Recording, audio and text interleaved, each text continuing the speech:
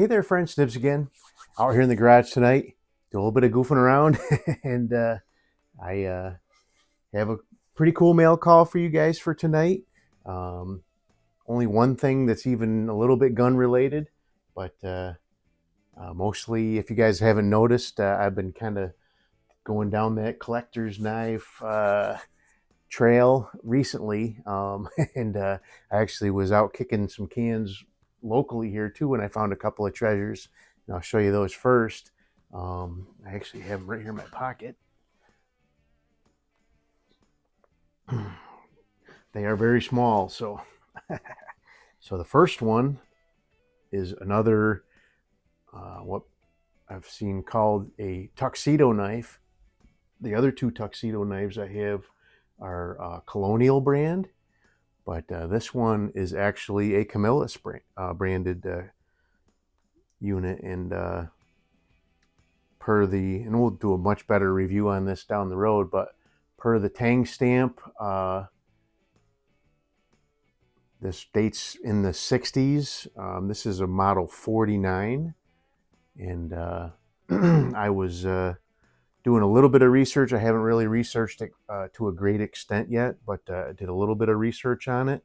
And the first Camillus catalog that I could find this in was from 1965.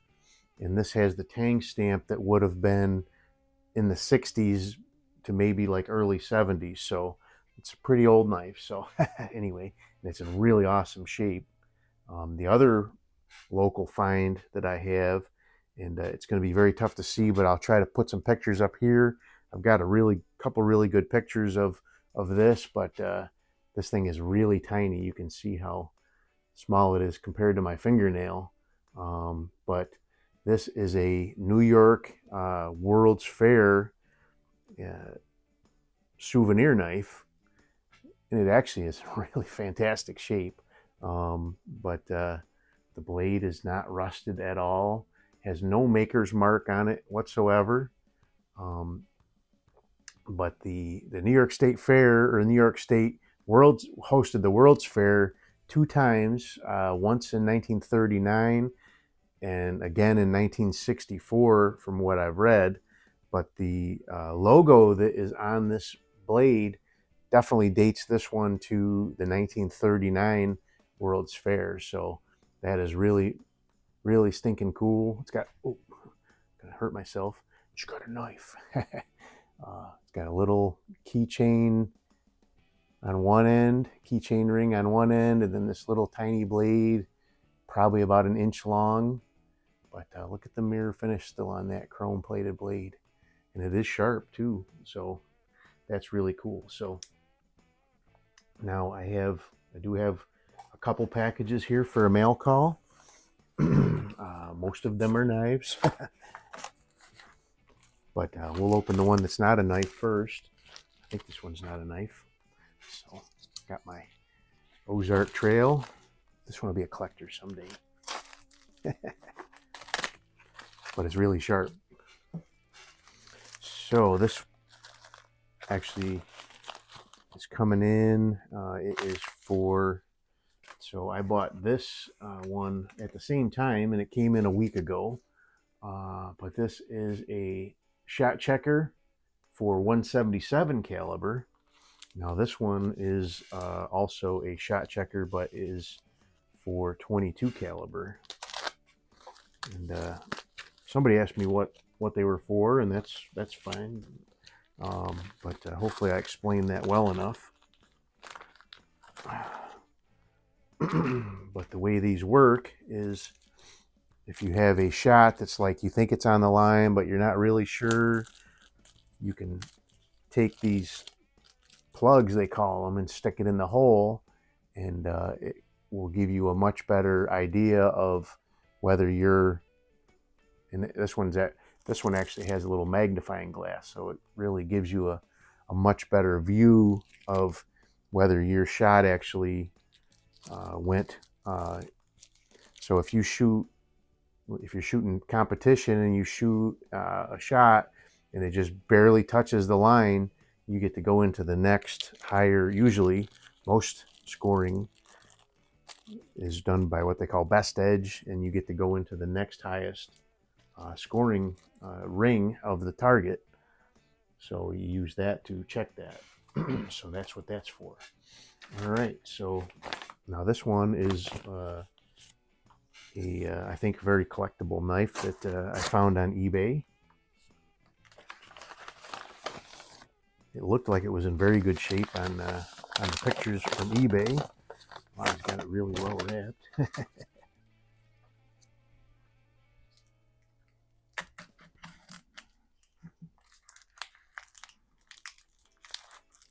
This is another Camillus knife.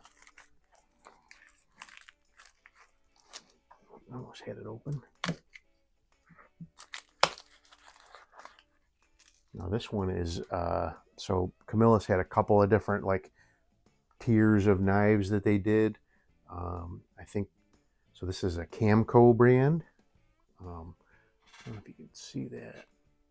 Camco right there. I think that showed up pretty well.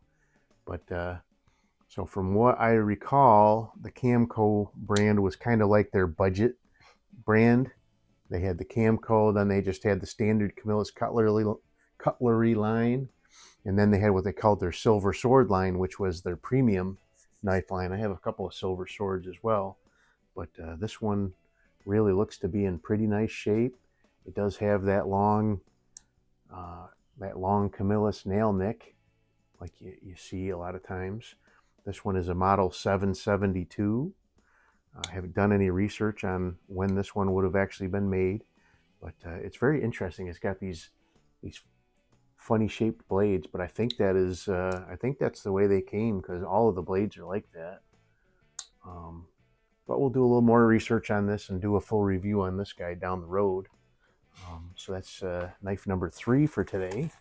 Now this one, I did a search for vintage knife lot, and I found this one, and was able to win this for what I think is a really good price, especially with the a couple of knives that are in here I think are really collectible.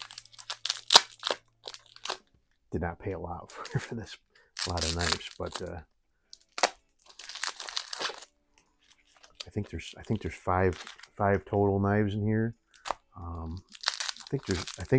I know there's at least one Camillus in here. I don't remember if there's more than one.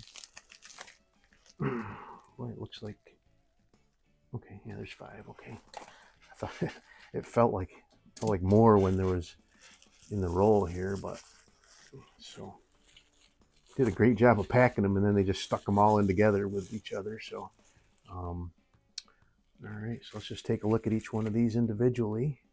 So this one's pretty neat. It's definitely got some age to it.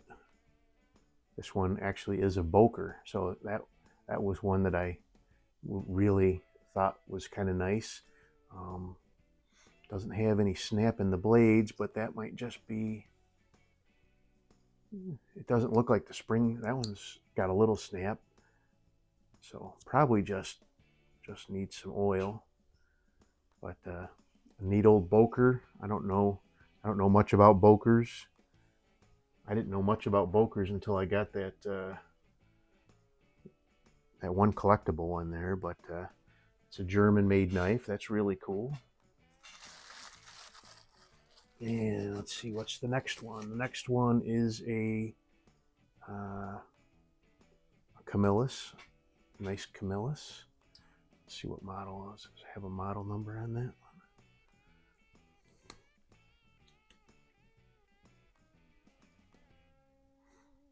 Little crusty on the blades, but no model number on there. But it does have the same tang stamp that would put this into the into probably the 50s or 60s. So that's a Camillus there. I don't know if there's any more Camilluses. We have a Saber. I don't know anything about that, but Saber brand, made in USA. I'll have to do a little bit of research about that one. Don't know anything about that brand at all. 3-bladed knife here. So that's pretty cool. 2 more. All right, so now this one is pretty cool. It has this one's stainless steel Japan. Don't know anything about this, but it does have the nail striker nick, or match striking nick. Let's see if there's anything else on this knife. So that one was the least interesting to me, I think, out of the whole group. But made in Japan, not made in China, so that is something, right? And then I got this little guy here. Let's see what this one is. So this one is a Colonial brand tang stamp. Again, Providence, USA. I have a couple of Colonials already that I have in the collection, but this one's in pretty good shape. Just needs a little cleaning up. That blade's got a little bit of rust on it, but it just looks like surface rust, no big deal. And the little one,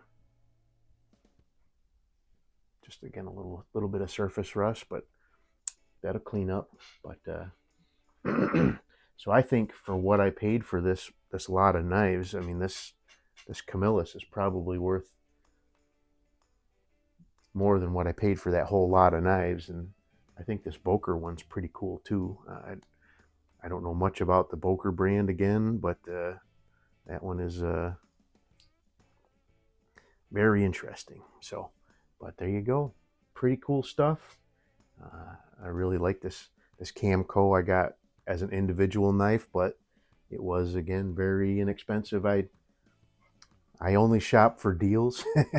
If I can't get something for a deal, I'll let it go, let somebody else overpay for stuff. Got my iced coffee, good to go. Gonna do a little shooting, play with the Canex. Got the Canex set up with a red dot on there, and lo and behold, I found an adapter that will allow it to have a suppressor on there. Wasn't terribly loud, but just had a little bit of bark to it. Most CO2 guns kind of do. I don't know what the deal is there, but most CO2 guns do tend to have a little bit of bark, even if they're not very powerful. So that adapter is actually made by Buckrail, and it's intended, I have an extra one here, I can show you so it's intended for their Daisy 880 and 901. It also fits the Winchester 1977, and now we know it fits the Umarex Canex. I've been shooting it out here a little bit already, and doesn't affect the accuracy at all. Very accurate gun, especially with that little red dot on there. We're going to try a can cut with it, so that'll be a lot of fun. But anyway, there's the mail call. Going crazy with knives. But we're having a lot of fun with it, and that's all that counts, right? Hope you guys liked the video. Till next time, have a great day.